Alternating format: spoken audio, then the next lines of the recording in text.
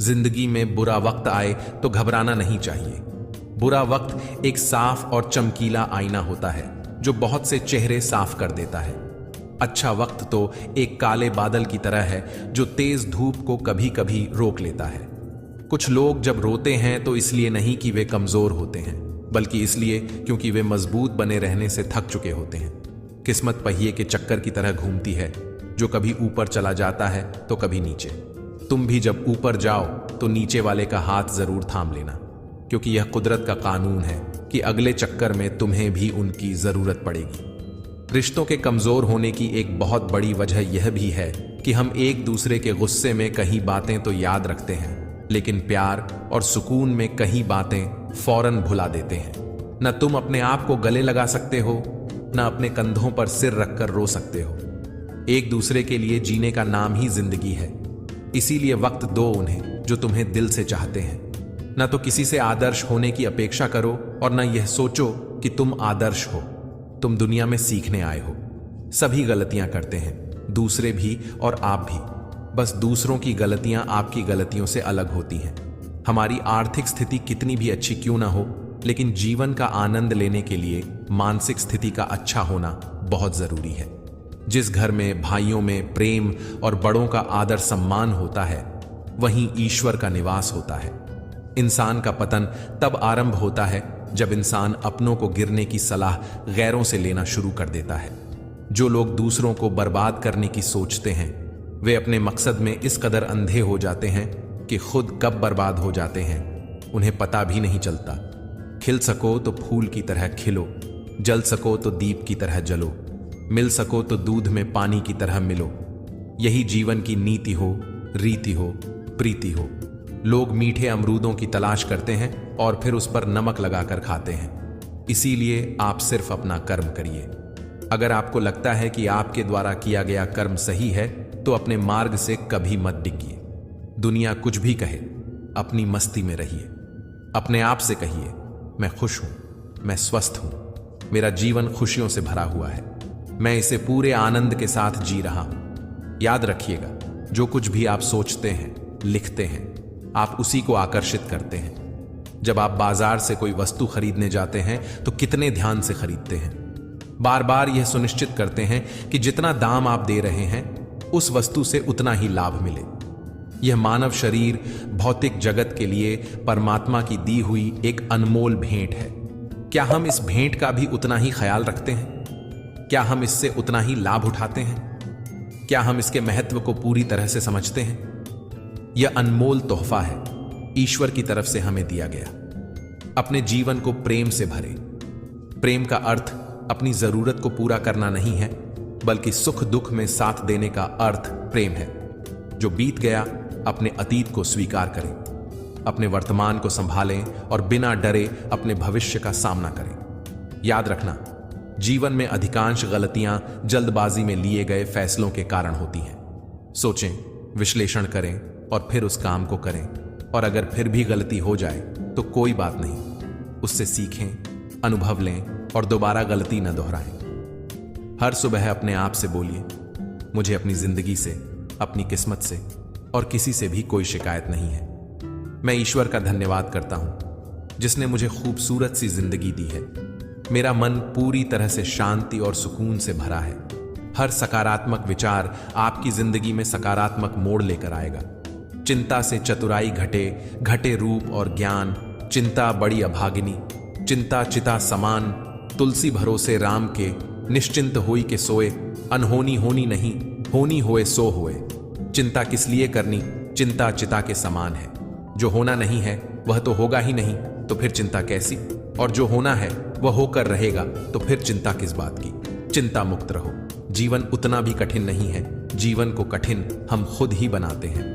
हम करते कुछ और है, सोचते कुछ और है, कहते कुछ और है, लेकिन हमारी हकीकत कुछ और ही होती है। इतने सारी चेहरे लेकर खुशी और सफलता की तलाश, तो क्या उम्मीद भी मत करना। जो अच्छा लगे उसे ग्रहण करिए और जो बुरा लगे उसका त्याग, चाहे वह विचार हो, कर्म हो या मनुष्य। पानी मर्यादा तोड़े तो विनाश होता है और वाणी मर्यादा तोड़े तो सर्वनाश होता है। मनुष्य की वाणी में बहुत शक्ति होती है।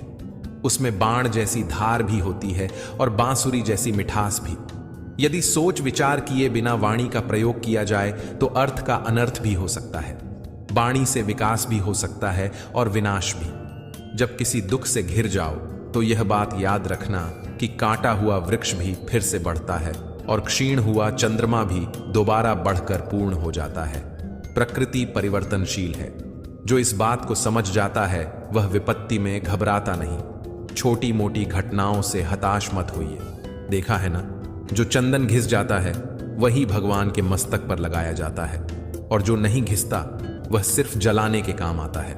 ज्यादा खुश होने पर और ज्यादा दुखी होने पर कभी भी निर्णय मत लीजिए, क्योंकि ये दोनों ही स्थितियां आपको सही निर्णय लेने नहीं देंगी। इंसान की शक्ति हमेशा उसकी आत्मा में होती है, और आत्मा कभी विकलांग नहीं होती। सच्चाई के रास्ते पर चलते हुए अगर अकेले भी पड़ जाओ तो मायूस मत होना, क्योंकि अंधेरे को रोशनी में बदलने के लिए अकेला सूरज ही काफी होता है। इंसान चेहरा तो साफ रखता है जिस पर लोगों की नजर होती है, पर दिल साफ नहीं रखता जिस पर परमात्मा की नजर होती है। आज कौन से अच्छे कपड़े पहनूं जिससे मैं अच्छा दिखूं, यह तो हम हर रोज सोचते हैं, पर आज कौन सा अच्छा कर्म करूं जिससे परमात्मा को अच्छा लगे, यह कोई नहीं सोचता। एक बार एक व्यक्ति ने एक संत से पूछा, हम ईश्वर के आगे सिर झुकाते हैं क्यों? संत ने बहुत सुंदर उत्तर दिया, हमारी सारी चिंताएं हमारे मस्तिष्क में निवास करती हैं। जब हम ईश्वर के आगे सिर झुकाकर प्रणाम करते हैं तो वे चिंताएं हमारे मस्तिष्क से निकलकर ईश्वर के चरणों में पहुंच जाती हैं, और हम चिंताओं के बोझ से मुक्त हो जाते हैं। अपनी अंतरात्मा को कभी मरने मत देना और अपने अहंकार को कभी साथ चलने मत देना, क्योंकि जब भी हम कुछ गलत करने की सोचते हैं तो हमारी अंतरात्मा हमें जरूर चेतावनी देती है, लेकिन हमारा अहंकार उसे सुनने नहीं देता। इसीलिए अहंकार का त्याग करें। सुख और दुख दोनों ही जीवन का हिस्सा हैं, दोनों ही इम्तिहान हैं। सुख इम्तिहान है हमारे अहम का, और दुख इम्तिहान है हमारे सब्र का। हर परिस्थिति में ईश्वर के प्रति शुक्रगुजार रहिए। हमेशा यह धन्यवाद दीजिए, हे ईश्वर, जो कुछ आपने दिया, जो कुछ आपने नहीं दिया, और जो कुछ आपने देकर ले लिया, उस हर बात के लिए आपका धन्यवाद। जो कुछ आपने दिया वह आपकी कृपा है, जो कुछ आपने नहीं दिया उसमें हमारी भलाई है, और जो कुछ आपने देकर ले लिया वह हमारा इम्तिहान है। जीवन में सब अच्छा ही हो ऐसा कभी होता नहीं। अच्छा बुरा दोनों को मिलाकर ही जीवन बनता है। अच्छे बुरे दोनों तरह के लोग जीवन में आते हैं। इन सब का धन्यवाद करते चलिए। धन्यवाद उन लोगों का जो मुझसे नफरत करते हैं, क्योंकि उन्होंने मुझे मजबूत बनाया। धन्यवाद उन लोगों का जो मुझे प्यार करते हैं, क्योंकि उन्होंने मेरा दिल बड़ा किया। धन्यवाद उन लोगों का जो मेरे लिए परेशान हुए, क्योंकि उन्होंने यह बताया कि वह मेरा कितना ख्याल रखते हैं।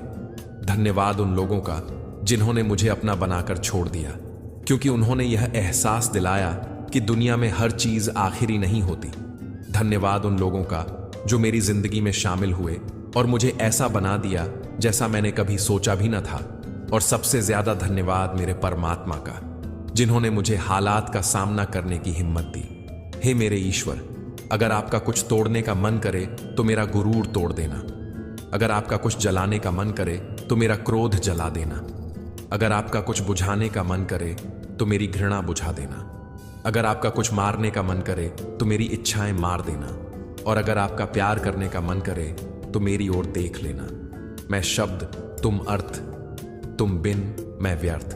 प्रार्थना के वक्त अपने दिल को काबू में रखें। खाना खाते वक्त अपने पेट को काबू में रखें। किसी के घर जाने पर अपनी आंखों को काबू में रखें। महफिल में जाने पर अपनी जुबान को काबू में रखें। पराया धन देखकर अपने लालच को काबू में रखें। अपने नेकियों को भूल जाएं, दूसरों की गलतियों को भूल जाएं।